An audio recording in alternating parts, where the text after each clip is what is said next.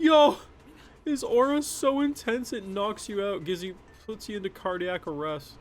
We tried to escape the hells of the world, only to be indebted to endless servitude of the Dark Lord entity. Imagine you're just chilling, and Mob Psycho 100 level evil aura just walks through your garden saying, "Alright, boys and girls, you're my servants now." You know, I'm not gonna lie, this Apocalypse Bringer show, it's almost like the bastard child when Overlord and Tensura got a little down and dirty one weekend. They don't really talk about what happened, but, you know, the end result's kind of fun to hang out with once a weekend. Drop a like to show your support, subscribe if you're new around here, and Patreon's where you're gonna catch all those full live reactions and other exclusives. So, episode 1 of this show, I've been saying it, the weakest first episode I personally saw this season. Now, I'm the type of person, I don't go out to watch everything anymore. I try to watch the stuff that I think I'll enjoy. So eventually, there's going to be a show that I'll be like, yeah, that's the weakest episode I watched. But the thing is if I'm coming up here to talk about episode 2, it means I liked episode 1. And while I would still say this is the weakest show I'm personally watching this season, far from the worst show of the season. There's plenty that you could say that for. I'm actually liking this. I personally like episode 2 more than the first. The thing with episode 1 that sold me was the dual perspectives. You have the Mob Psycho 100 blob, which society pretty much sees our MC as, where you have, from our point of view and the character's point of view, like the central two, goofy fun times. And rather than it being a normal Overlord situation, like here's this MMO RPG that we're transported in, we're in like an RTS, which doesn't seem like it's a massively different, but already with the way they interact and they plan things, the game mechanics and the structuring of the whole show already feels different than what you normally see in these shows, and we'll get to more of that in a bit. But the big thing too was that the NPC knew of the concept of a player. It wasn't just like, hey master, you've always been here, what are you talking? No, like they understand. So it made everything more interesting than you would normally see. Hence why I was like, I'm excited for episode 2. So what makes episode 2 better? To be honest, it's the RTS strategy-ish mechanics, but also the general dialogue. So this is a show that I'm totally expecting war crimes before it's over. We're saying we're the evil guy, and we're corrupting people. Like, they got corrupted so hard in this episode, so once they join our pack, that they're like, I hate everything. Like, they entered their emo phase real quick, and then immediately were like, actually, we're kind of happy with this guy. It was pretty whiplash of comedy. But we're already realizing that we can mass-produce gunpowder. Oh, someone's dying. We're definitely going to get dark. But it's that contrast. It's that whiplash. The thing is stuff like Overlord, which I love. One of my favorites I've covered on the channel. There is a lot of strategy in a show like that, but it's a different type of strategy. And I think it's because this game is an RTS, I'm pretty sure is what it is.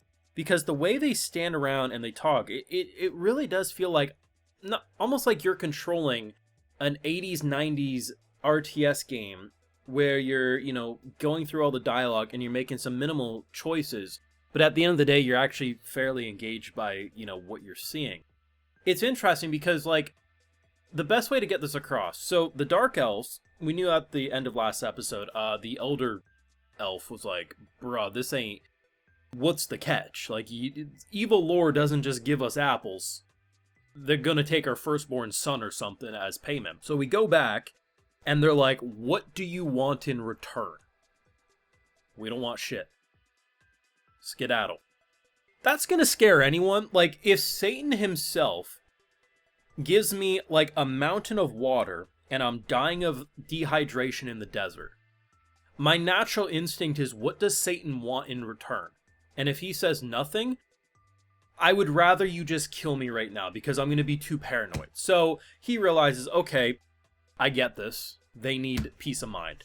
Give me information on the outside world. Fair exchange. You got food, you give me info.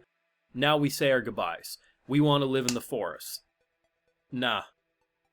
Well, we can't defy a dark god. Makes sense. Wait a second, they'll just die if they leave this forest. Well, if you become a member of my society, that's kind of where the Tensura stuff starts feeling it. I like it. It's like, I see the potential for greatness, but even if it lands close to mediocrity or average or good storytelling, that's okay too. Because what I've seen over a couple of episodes, it hits the kind of enjoyment of civilization building, building different species and groups of people under one umbrella, kind of Tensura, but also that Overlord, Evil Lord, Empire stuff. It's got miniature versions of both, with a fun twist when it comes to like NPC knowing who player is, and also the fact that what normally happens in these situations, MC gonna be goofy, like, oh, they think I know what I'm doing, but I don't, and then they're like, oh my god, he knows what he's doing. In this case, both of them are rolling on the floor because it's like, oh god, everything's just falling apart. Or in the middle of intense negotiations, how dare you talk to my...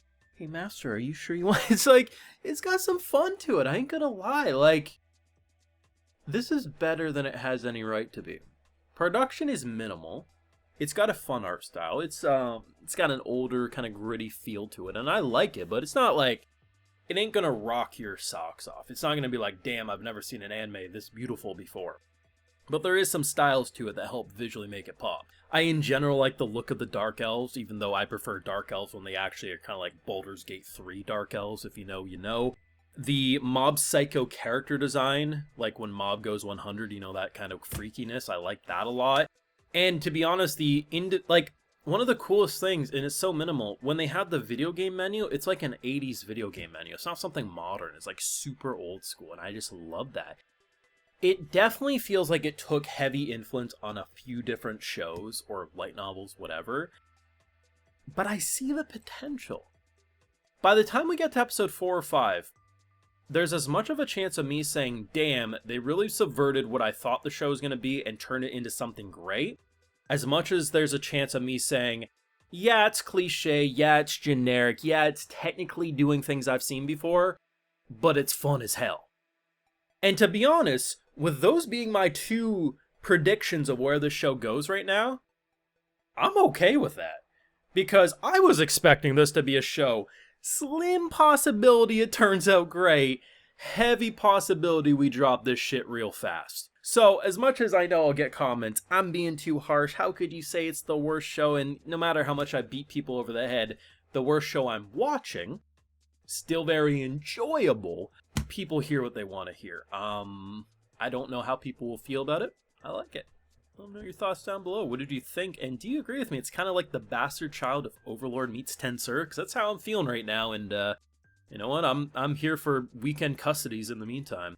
Thoughts down below. Drop a like if you enjoyed, subscribe if you're new around here, and Patreon is, of course, where you'll catch the full live reactions and other exclusives, like, hey, I give a video shout out to all my patrons. So today we got John Menger, Frank Stendel, David Walker, CCC Studios, and we also have Patrick Stansky. So I appreciate the support, everyone. Please take care. Y'all have a good one.